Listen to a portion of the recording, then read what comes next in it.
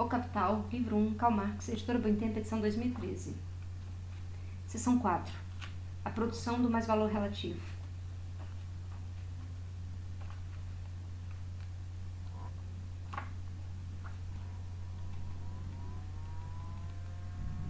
Capítulo 13. Maquinaria e grande indústria.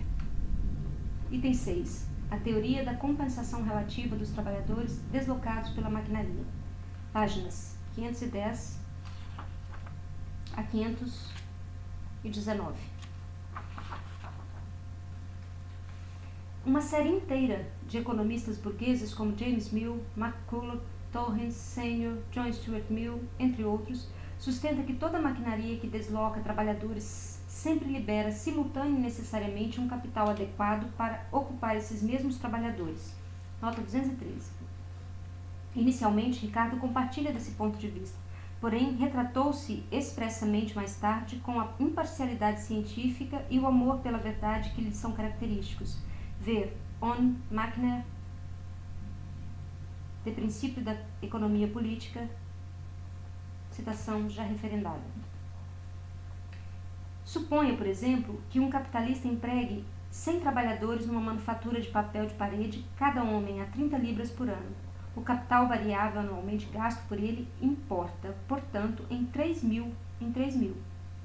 Suponha agora que ele dispense 50 trabalhadores e empregue os 50 restantes com uma maquinaria que lhe custe 1.500 libras. A título de simplificação, não levaremos em conta as construções, o carvão, etc.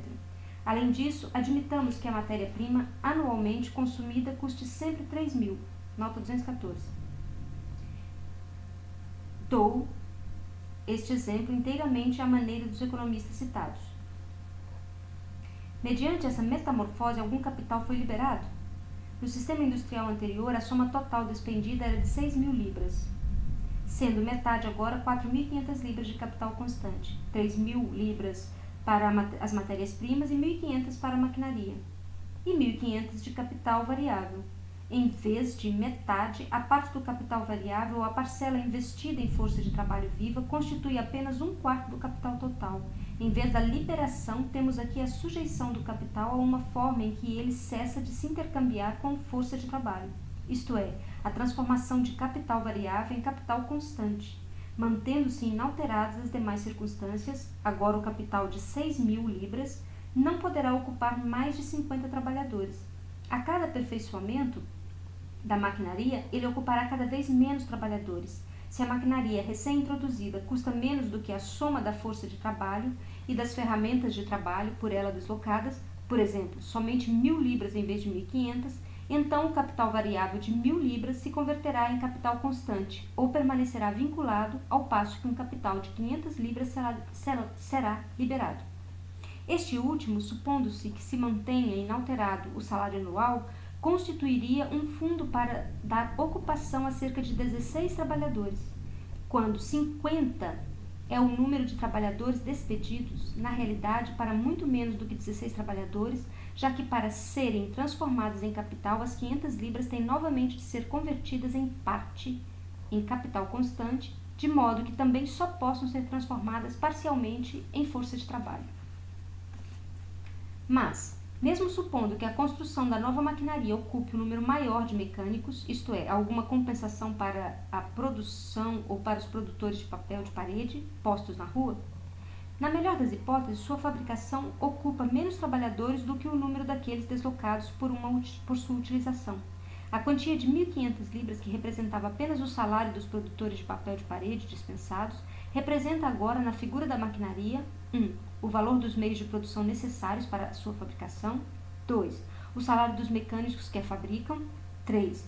O mais-valor que cabe a seu patrão.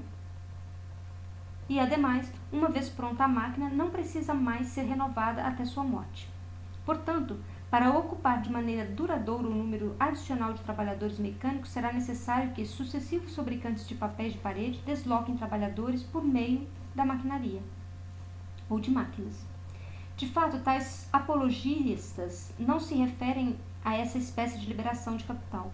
O que eles têm em mente são os meios de subsistência dos trabalhadores liberados. Não se pode negar que no caso anterior, por exemplo, a maquinaria não só libera 50 trabalhadores, tornando-os assim disponíveis, como ao mesmo tempo suprime a conexão desses trabalhadores com os meios de subsistência no valor de 1.500 libras. E desse modo libera esses meios. O fato simples, e de modo algum novo, de que a maquinaria libera os trabalhadores de sua dependência em relação aos meios de subsistência significa apenas, em termos econômicos, que a maquinaria libera meios de subsistência para o trabalhador ou converte esses meios em capital para lhe dar emprego. Como vemos, tudo depende do modo de expressão. É lícito atenuar com palavras o mal? Nota do tradutor. Ovídio, A Arte de Amar, livro 2, verso 657, nota do tradutor. De acordo com essa teoria, os meios de subsistência no valor de 1.500 libras eram um capital valorizado por meio do trabalho dos 50 produtores de papel de parede dispensados. Consequentemente, esse capital perde sua ocupação assim que os 50 estejam de folga, e não sossegue enquanto não encontrar uma nova aplicação em que esses trabalhadores possam voltar a consumi-lo produtivamente. Assim, mais cedo ou mais tarde, capital e trabalho têm de se reencontrar, e é então que ocorre a compensação. Os sofrimentos dos trabalhadores deslocados pela maquinaria são, portanto, tão transitórios quanto as riquezas desse mundo. Os meios de subsistência do valor de 1.500 libras jamais se confrontarão na forma de capital com os trabalhadores dispensados. O que se confrontou com esses últimos como capital foram as 1.500 libras, agora transformadas em maquinaria. Consideradas mais de perto, essas 1.500 libras apresentam apenas uma parte dos papéis de parede produzidos anualmente pelos 50 trabalhadores dispensados e que seu empregador lhes entregava como salário, sob a forma de dinheiro, em vez de in natura. Com os papéis de parede transformados em 1.500 libras, eles adquiriam meios de subsistência da mesma importância. Estes, portanto, existiam para eles não como capital, mas como mercadorias, e eles mesmos existiam para essas mercadorias não como assalariados, mas como compradores. A circunstância de que a maquinaria se tenha liberado dos meios de compra transforma esses trabalhadores de compradores em não compradores. Decorre daí a procura menor por aquelas mercadorias. Isto é tudo. Se essa demanda diminuída não é compensada com uma demanda aumentada em outro setor, cai o preço do mercado das mercadorias. Se essa situação se prolonga e ganha maior amplitude, ocorre um deslocamento dos trabalhadores ocupados na produção daquelas mercadorias. Parte do capital que antes produzia meios necessários de subsistência passa a ser reproduzida de outro modo.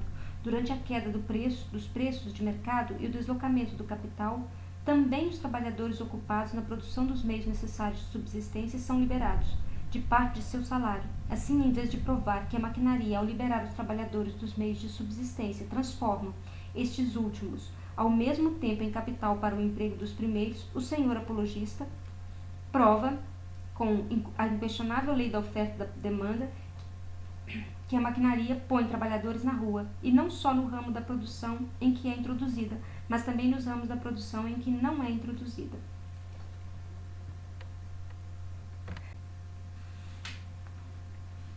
Os fatos reais travestidos pelo otimismo econômico são estes. Os trabalhadores deslocados pela maquinaria são jogados da oficina para o mercado de trabalho, engrossando o número de forças de trabalho já disponíveis para a exploração capitalista. Na seção 7 desta obra, mostraremos que esse efeito da maquinaria, que aqui se nos apresenta como uma compensação para a classe trabalhadora, atinge o trabalhador, ao contrário, como o mais terrível dos suplícios. Por ora, basta o seguinte: os operários expulsos de um ramo da indústria podem, sem dúvida, procurar emprego em qualquer outro ramo.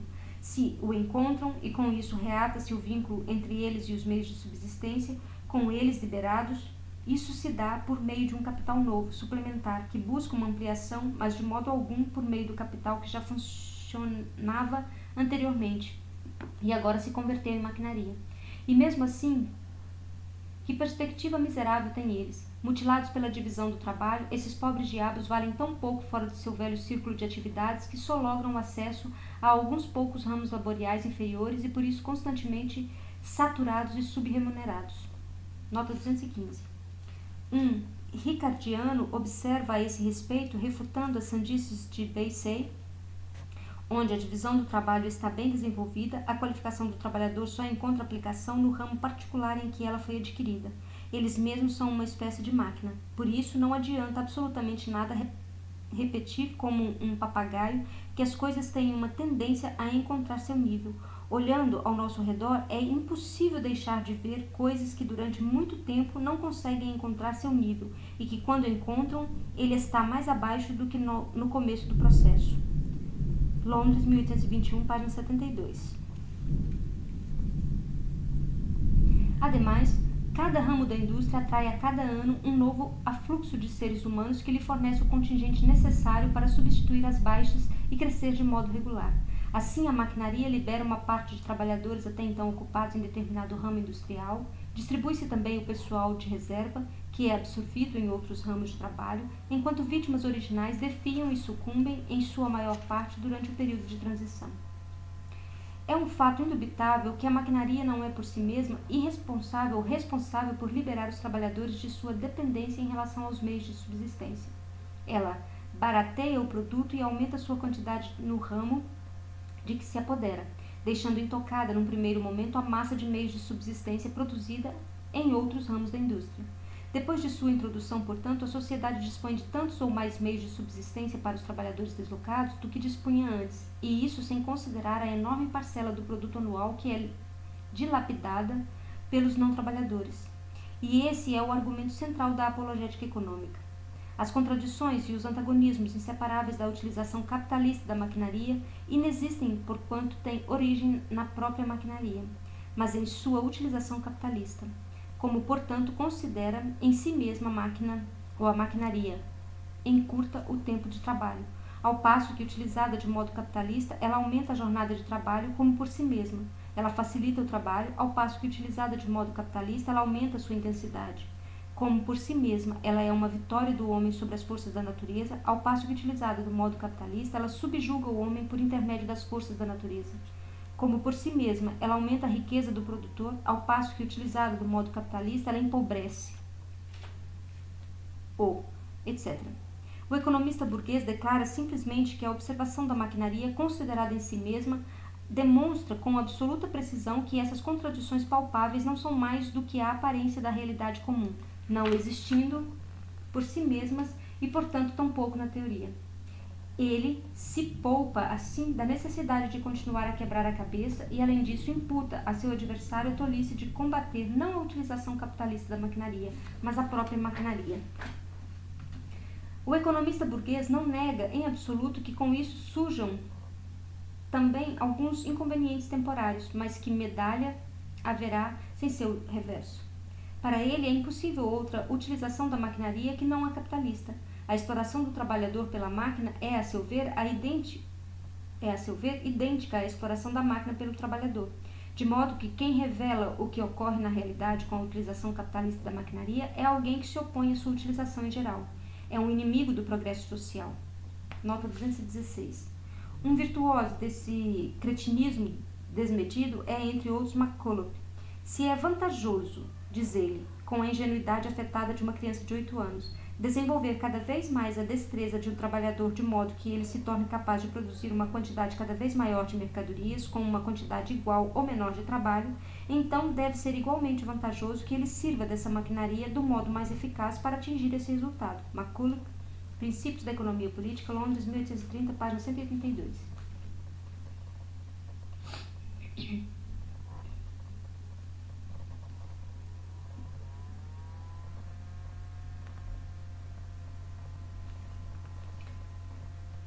Exatamente igual ao raciocínio do célebre degolador Bill Silkes.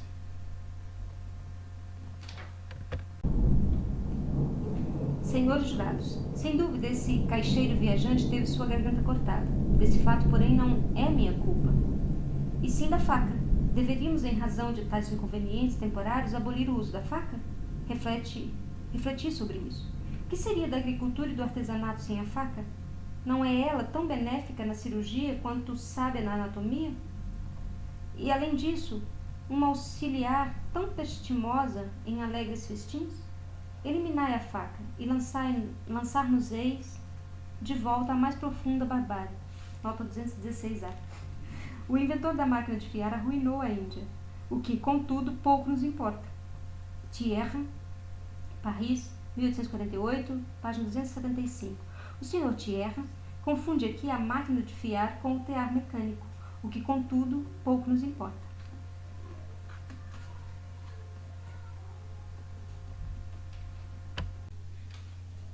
Apesar de a maquinaria necessariamente deslocar trabalhadores nos ramos de atividade em que é introduzida, ela pode, no entanto, gerar um aumento da ocupação em outros ramos do trabalho.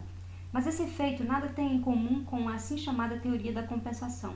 Como todo produto da máquina, por exemplo, uma vara de tecido, é mais barato do que o produto manual similar por ele deslocado, segue-se como lei absoluta que se a quantidade total do artigo produzido mecanicamente permanece igual à quantidade total do artigo, substituído pelo primeiro, produzido manual ou artesanalmente, então a soma total dos trabalhos aplicados diminui.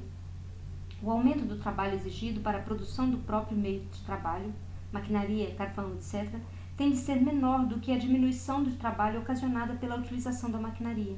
Não fosse assim, o produto da máquina seria tão ou mais caro do que o produto manual. Porém, em vez de permanecer igual, a massa total do artigo confeccionado à máquina por um número reduzido de trabalhadores aumenta, de fato, muito além da massa total do artigo artesanal deslocado. Suponha que 400 mil varas de tecido feito à máquina sejam produzidas por menos trabalhadores do que 100 mil varas de tecido feito à mão. O produto quadruplicado contém 4 vezes mais matéria-prima e a produção desta tem, portanto, de ser quadruplicada. Mas, no que concerne aos meios de trabalho consumidos como construções, carvão, máquinas, o limite dentro do qual se pode acrescentar o trabalho adicional necessário à sua produção varia com a diferença entre a massa do produto feito pela máquina e a massa do produto manual que pode ser fabricado pelo mesmo número de trabalhadores. Assim, com a expansão do sistema fabril num ramo industrial, aumenta inicialmente a produção em outros ramos que lhe conferem seus meios de produção. Até que ponto isso provocará o crescimento da massa de trabalhadores ocupados depende, dadas a duração da jornada de trabalho e a intensidade do trabalho, da composição dos capitais aplicados, isto é, da proporção entre seus componentes constante e variável. Essa proporção, por sua vez, varia muito com a extensão na qual a maquinaria já se apoderou ou vem a se apoderar desses mesmos ramos. O número de homens condenados a trabalhar nas minas de carvão e de metal cresceu enormemente com o progresso do sistema inglês de maquinaria, embora nas últimas décadas esse crescimento tenha se tornado mais lento em razão do uso de novas maquinarias para a mineração. Nota 217.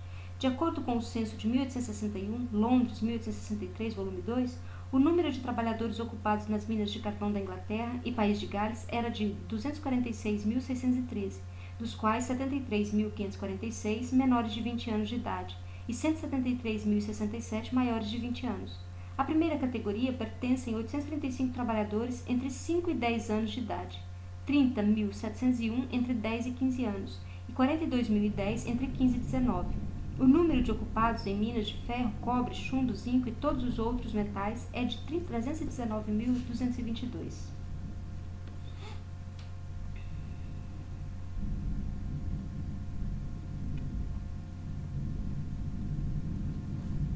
Com isso, com a máquina, nasce uma nova espécie de trabalhador, seu produtor. Já sabemos que a indústria mecanizada se apoderou mesmo desse ramo da produção, e em escala cada vez maior. Nota 218. Na Inglaterra e no País de Gales, em 1861, a produção da maquinaria ocupava 60.807 pessoas, aí incluídos os fabricantes e seus caixeiros viajantes, entre outros, dito todos os agentes e comerciantes nesse setor. Porém, dessa soma estão excluídos os produtores de máquinas menores, como máquinas de costura, etc., assim como os produtores de ferramentas para as máquinas de trabalho, como fuços, etc. O número de engenheiros civis chegava a 3.329. Além disso, quanto à matéria-prima, não resta dúvida, por exemplo, de que a marcha acelerada da fiação de algodão alavancou artificialmente a cultura do algodão nos Estados Unidos. Nota 219. Como o ferro é uma das principais matérias-primas, registremos aqui que em 1861 havia na Inglaterra e País de Gales 125.771 fundidores de ferro, dos quais 123.430 homens e dos 2.341 mulheres. Dos primeiros, 30.810 eram menores de 20 anos e 92.620 maiores dessa idade.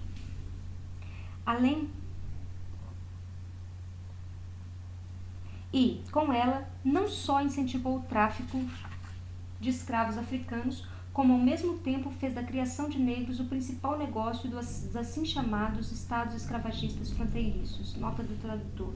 O termo estados fronteiriços designa os 5 estados escravagistas: Delaware, Kentucky, Maryland, Missouri e Virgínia do Oeste, que faziam fronteira com os estados abolicionistas e integravam a União durante a Guerra de Secessão. Nota do tradutor.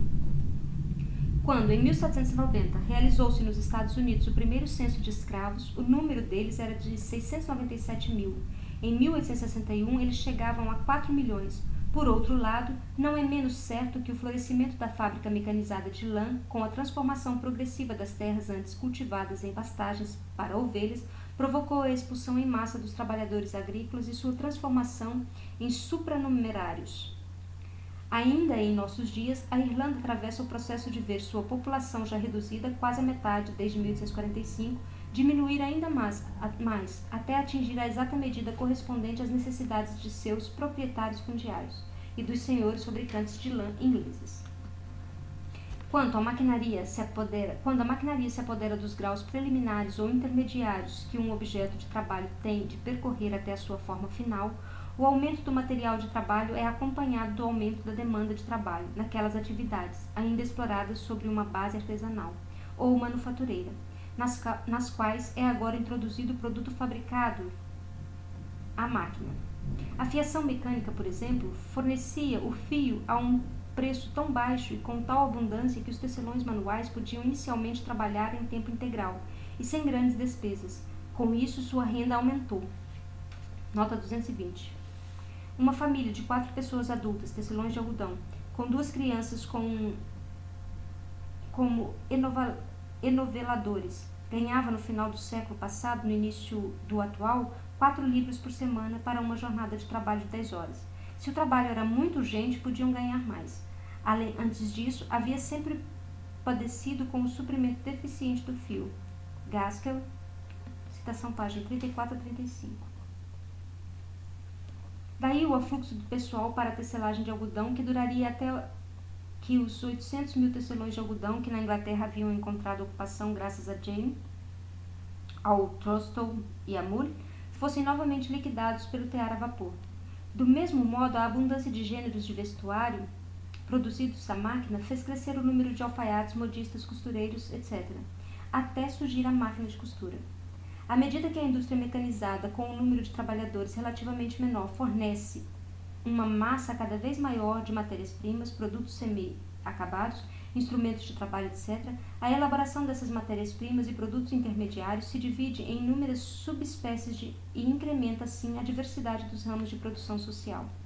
A indústria mecanizada impulsiona a divisão social do trabalho muito mais do que a manufatura, pois amplia em grau incomparavelmente maior a força produtiva dos setores de que se apodera. O resultado imediato da maquinaria é aumentar o mais-valor, ao mesmo tempo, a massa de produtos em que ele se representa. Portanto, aumentar também, juntamente com a substância de que a classe dos capitalistas e seus secazes se alimentam, essas próprias camadas sociais. Sua riqueza crescente e a diminuição relativamente constante do número de trabalhadores requeridos para a produção dos meios de subsistência geram, ao mesmo tempo, além de novas necessidades de luxo, também novos meios para a sua satisfação. Uma parcela maior do produto social é transformada em produto excedente, e uma parcela maior deste último é reproduzida e consumida sob as formas mais refinadas e variadas. Em outras palavras, cresce a produção de artigos de luxo. Nota 221. Frederick Engels, em A Situação da Classe Operária, demonstra a situação lamentável de grande parte desses trabalhadores do luxo. Uma enorme quantidade de novos dados documentais em relação a essa questão se encontra nos relatórios da Children Employment Commission. O refinamento e a diversificação dos produtos provêm igualmente das novas relações do mercado mundial, criadas pela grande indústria. Não só se troca uma quantidade maior de artigos de luxo estrangeiro por produtos locais, mas uma massa maior de matérias-primas, ingredientes, produtos semi-acabados, etc. Estrangeiros ingressam na indústria doméstica como meio de produção. A par dessa relação do mercado mundial, aumenta a demanda de trabalho na indústria do transporte, que, por sua vez, divide-se em inúmeras subespécies novas. Nota 222. Em 1861, na Inglaterra e no país de Gales, havia 94.665 marinheiros empregados na marinha mercante. O aumento dos meios de produção e de subsistência, acompanhados da diminuição relativa do número de trabalhadores, leva à expansão do trabalho em ramos da indústria cujos produtos, como canais, docas, túneis, pontes, etc., só trazem retorno num futuro mais distante. Eles se formam, seja diretamente sobre a base da maquinaria, seja em consequência da revolução industrial geral que ela provoca, como ramos inteiramente novos da produção e, portanto, como novos campos de trabalho. O espaço que lhes corresponde na produção total não é de modo algum significativo, mesmo nos países mais desenvolvidos. O número de trabalhadores ocupados nesses ramos aumenta na proporção direta em que se reproduz a necessidade do trabalho manual mais rudimentar. Atualmente, podem-se considerar como indústrias principais desse tipo as usinas de gás, o telégrafo, a fotografia, a navegação a vapor e o sistema ferroviário. Segundo o censo de 1861, para a Inglaterra e País de Gales, na indústria de gás, usinas de gás, produção dos aparelhos mecânicos, agentes das companhias de gás, etc., trabalham 15.211 pessoas. No telégrafo, 2.399. Na fotografia, 2.366. No serviço de navegação a vapor, 3.570. E nas ferrovias, 70.599. Entre as quais há cerca de 28.000 trabalhadores não qualificados, empregados de modo mais ou menos permanente em obras de terraplanagem, além de todo o pessoal administrativo e comercial. Portanto, o número total de indivíduos nessas 5 indústrias novas é de 94.145. Por último, o extraordinário aumento da força produtiva nas esferas da grande indústria, acompanhado, como é, de uma exploração intensiva e extensivamente ampliada da força de trabalho em todas as outras esferas da produção, permite empregar de modo improdutivo uma parte cada vez maior da classe trabalhadora e, desse modo, reproduzir massivamente os antigos escravos domésticos, agora rebatizados de classe serviçal, como criados, damas de companhia, lacaios, etc. Segundo o censo de 1861, a população total da Inglaterra e do País de Gales somava 20.066.224 pessoas, sendo 9.776.259 do sexo masculino e 10.289.965 do sexo feminino.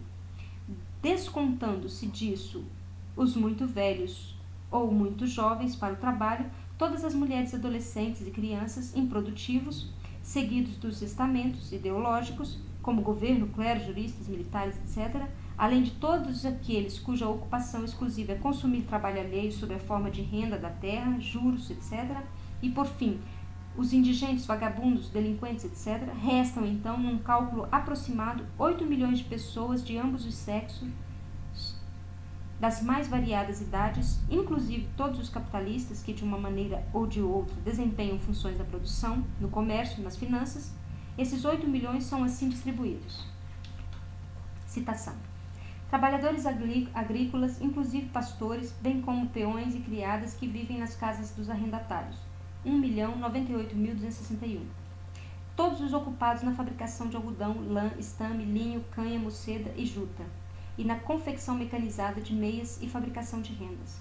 642.607, nota 223, dos quais apenas 177.596 do sexo masculino são maiores de 13 anos. Todos os ocupados em minas de carvão e de metais, 565.835. Todos os ocupados em usinas metalúrgicas, altos fornos, laminações, etc., e em manufaturas metalúrgicas de toda espécie, 396.998, nota 224, dos quais 30.501 são do sexo feminino. Classe serviçal, 1.208.648 pessoas, 225, nota, dos quais 137.447 são do sexo masculino, excluídos dos 1.208.648 todo o pessoal que não presta serviços em residências particulares. Adendo à segunda edição, de 1861 a 1870, o número de serviçais masculinos quase dobrou, aumentando para 267.671. Em 1847, havia 2.694 guardas florestais para as áreas de caça dos aristocratas. Em 1869, Porém, seu número era de 4.921. As adolescentes que prestam serviços nas casas dos pequenos burgueses londrinos são chamadas, na linguagem popular, de little slaves, isto é, escravinhas. Fim da citação. Se considerarmos os ocupados em todas as fábricas têxteis somados ao pessoal das minas de carvão e de metais, teremos 1.208.442. E se aos primeiros agregarmos o pessoal de todas as metalúrgicas e manufaturas de metais, o total será de 1.039.605. Em ambos os casos, pois, um número menor do que o que de escravos domésticos modernos, que edificante resultado da maquinaria explorada de modo capitalista.